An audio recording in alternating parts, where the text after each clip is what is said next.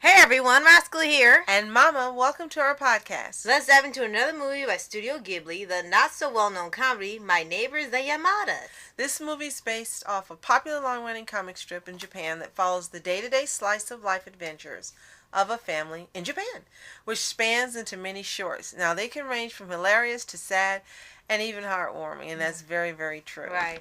And it's amazing how many they fit in because the movie's nearly 2 hours long and are all just shorts. You're not just getting a couple shorts or a couple episodes. They're like probably like 50 or more shorts, and they don't feel like it when you watch it because they're so fast, but you still get what's going on with each one. Mm-hmm. Now, this movie, this movie or this string of shorts that becomes a movie has a different director and producer this time. This one was directed by Isao Takahata and was produced by Seiichiro Yuichi, Takashi Shouji, and Toshio Suzuki. And the screenplay was by Isao Takahata. So we have a little different presentation of this animation. It looks like it's all hand drawn. Yeah. And it's not the traditional anime like you've seen them do before. It's more of a comic strip style like what we have with Garfield and several other films based off of comics.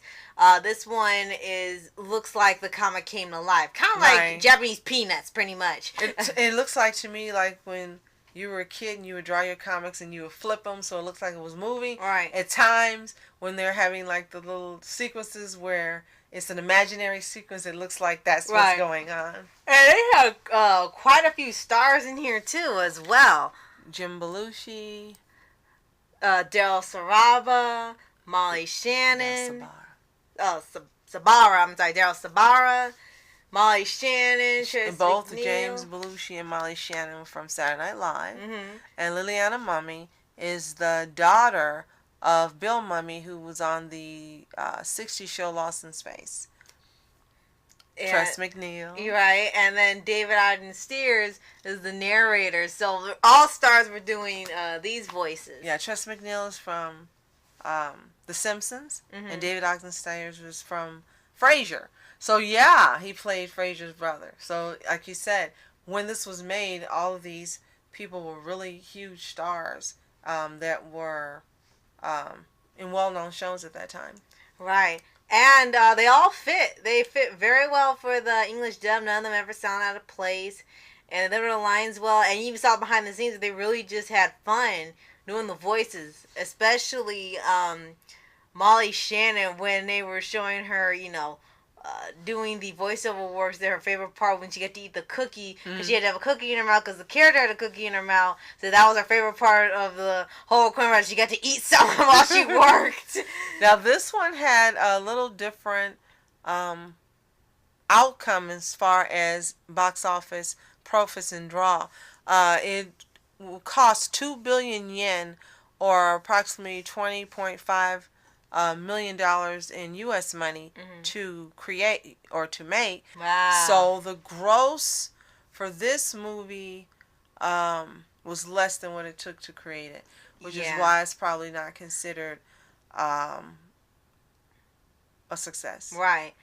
And we've seen it was really liked by critics. No one disliked it. It's just people wanted to see it. And maybe because it looked like something not for the theaters, not disrespecting the movie in any way, but it looked like maybe it was something for TV or straight to video, something you gave for your kids or something. Maybe it just wasn't strong enough for the box office. Maybe it was just way too calm for it. Because even some of the other movies that were by this company had a little bit of adventure, and there was a little bit of action, there was drama, story. These are just like little short stories put all into one film. They're all great, but I don't think they stood well enough for a film. Okay. I also think part of it was that it was a presentation of the family. Now this family, they were abrasive in terms of how they talked to each other and things that they did. Right. And it's not to say that there are not American families that are depicted that way, but for the type of movie it was meant to be a theatrical blockbuster, the mom and the dad would talk one way to each other, and the children would talk the same way to the parents. But as you said, because of how it was just basic animation, maybe they didn't find it as funny. But I liked it. I mean, I really, really liked it. It was different than anything that I'd seen. And the little adventures they had, and the just the day-to-day problems or day-to-day challenges, Right. or the smart-mouthed son that And the grandma. oh my gosh, the grandma. The grandma is the woman who does the cat lady on The Simpsons. So just imagine that. Yeah, the one goes. But it's not something that you would normally see presented in America. And sometimes it's just great to see something different and experience something different. Right. Unfortunately, during the time when this movie came out, which was in 1999. Yeah. And this is not what the character of movies were at that time. Right. And of course, we got to see this long after 1999, again by turning in points to get this movie free. Right. And this was at least a decade after the movie had been out. So yeah, I think so too. Yeah. Cause yeah, and when they remastered, it doesn't even look like it was from 1999. Oh no, it was 12 years after the movie came out that we actually got it. Wow. And were able to see it. But I think it's timeless in terms of the humor, the animation, the family dynamic, the things that happen to this family.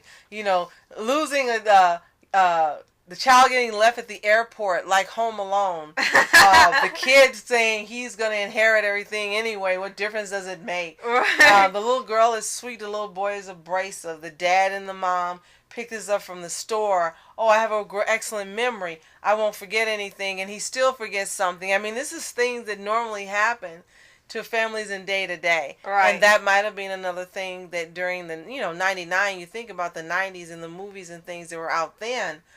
It just did not match up in America to what Americans were going to see. Right. And it's too bad that they didn't take a chance and go see something different and be entertained in a different way, but still have a great time. Right. And there were lots of shorts that I really enjoyed. Did you ever have like a favorite one they showed? Because there were some that were just a little comedy, and some were actually a little more serious and actually went a little longer. They weren't just like little 5-minute skits. They were starting to go on for a little bit like it was its own story. I'm going to say the one that I really liked that was heartwarming. You got to see the family, and they were being still themselves, arguing, but you saw that they really cared about their daughter. They were at the mall going shopping, and the little girl fell asleep on the bench. She was leaning against I think the grandma. And then when the mom came back with all her bags and things and they were ready to go, well, they just got up and left and saying, oh, it's about time, you took forever. And the little girl just, she just ended up not falling, but just, leaning back and sleep on the bench. And she was found by a woman and she started talking to a little boy who he said, he wasn't lost, but his mom was lost. Right. And she said, well, my whole family's lost. And then she said, let's go find someone who can find your mom. So they go to a lady, and she said she'll announce that, that the mom is lost and she needs to come back to the son. And they're driving along and they're arguing with each other as usual. And suddenly someone says something and they just say, she's not here. Where is she? And they're looking in the car at Nanoko. I think that was her name. Nanoko. Nanoko was her name. And they were like, where's Nanoko? Well, I don't know. And they're looking in the car and Nanoko's not there. And then they suddenly started going, well, it's your fault. No, it's your fault. No, it's your fault. And then the mom starts going, oh, something horrible has happened to her. And she's the only one who starts acting normally like you would if you lose your kid. But no, the little brother really didn't care. And the grandma was saying, oh, it's your fault and how you raise your children. And the dad was like, no, you be quiet. But the mom's the only one who acts normally. And then they're trying to figure out, well, is she where we left her? And they go, and of course she's not there. And they go and they ask this woman, have you seen our daughter? And like, yeah, we've seen her. Her mom picked her up. No, her mom couldn't have picked her up. I'm her mom. No. She really acted like she knew this woman, and it was her mom, and she went with her, and she was really panicking then. And so someone makes a suggestion, well, maybe we should go back to the house. She has her own key. Maybe she's there. So they drive back to the house, and she's not there, and the phone rings, and then the lady has called the house and said, I have your daughter, and they're relieved. And once they get her back, it's back to life as usual. But just for that, that brief period she was missing, they stopped arguing for a while. So, but it's still the way it was told and presented. It was funny. Right. Yes, you knew it was like, okay, the child was lost, but you weren't upset because you knew what happened to her. Right. But it was hilarious how they didn't stop being themselves until it really sunk in. We don't know where she is. Oh my gosh, we gotta find her. Yeah, it finally clicks in. Right. And it's just great how they tell the story.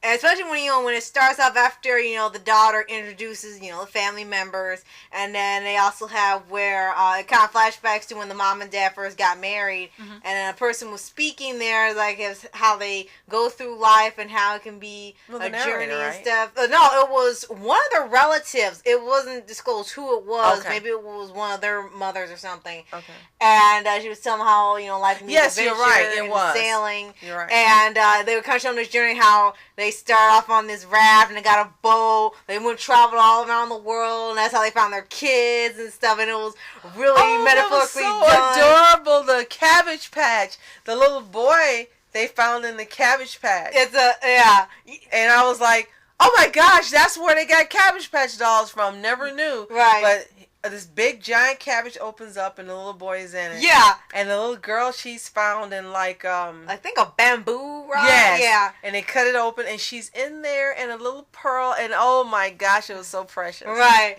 And he kept saying, he said, why was the boy found a peach? And they explained like it was based off a old fable where I think it was Momotaro, where it was the boy, remember the boy and the peach. And the couple raised it was kind of like, almost like a Superman story. And that was the shout out to that within there. So he was in there with their special kid. But he was in the Cabbage Patch, I'm sorry. That's right. But he was in the Cabbage Patch where other babies were opening up and they were in cabbages. He was I'm so sorry, special. But yeah, he was in a giant peach. Yeah, he was so special. That's why he was in the peach. They don't treat him that way. Right. And other favorites would be like these quick segments, like when the grandma tried to cook and she just, you don't know how you don't make beef stroganoff. She's like, sure I do. Can you pronounce it? Beef stroganoff. How can you cook? You can't even say it. And one where the son one thing I learned from mom is, and then all you heard was study harder, study harder, study harder, study harder, study harder, like she rammed it into his head, and they were all around us. All he could hear is whatever she thinks she says like a broken record. Then the dad said, just study harder, and he was about to pass out. And then the last one I remember when the dad told him like some things look like they're not worth it, and then therefore not being worthwhile. But things you think are worth it aren't worth it, but really are worth it. And you got one of them really worth it or not. And they said, what are you talking about? It just ended up being nonsense. So I'm pretty sure that probably in the Japanese it was presented a different way. But I think this had been written to strike a chord again with American viewers. At that time, the type of movies that were out, they really did try to accommodate and to connect with American audiences. Right. But again, they didn't get enough people going to see it. They didn't get enough viewership, and it's really unfortunate. I would have liked to have seen a sequel. Right, because maybe they could have shown more family members or something, like a family reunion, and you see, like, you thought they were crazy, but you see everyone else in their family, and I would like that at least as a sequel. I think they also had a soundtrack, because all throughout it you hear piano playing. Right. And that's another thing. It was kind of like you said, Peanuts, where you would have that music, the different music interludes in between the different sketches. You're right. It was a lot like that. That's very true.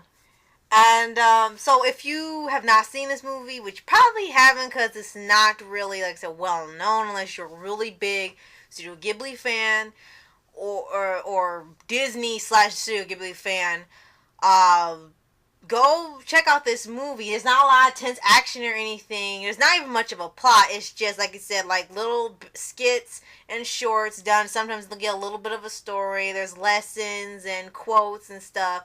And they're just really funny or really heartwarming. And I think you would really like how just calm it is like the other Studio Ghibli movies. And this year, in January, they reissued the DVD under a new deal with Studio Ghibli. In Blu-ray for the first time. So they're getting some pretty good quality when you buy it on DVD. Definitely. So go take a look on Amazon and see, can you locate it? Since it's being released under a new deal, it's possibly not available through Disney Studios Home Entertainment anymore. Yeah, maybe. So broaden your horizons. Watch My Neighbors the Yamadas, and let us know how you like it. Yeah. And last thing, I always thought it was supposed to be the perspective of someone else until you saw it was the family. It said my neighbors. Like, who's the person that's saying these are my neighbors? I don't want to see the neighbor that has to deal with this all day. Right. So, I'm Mask Entertainment. And I'm Mama Entertainment. Have a toontastic day. Peace.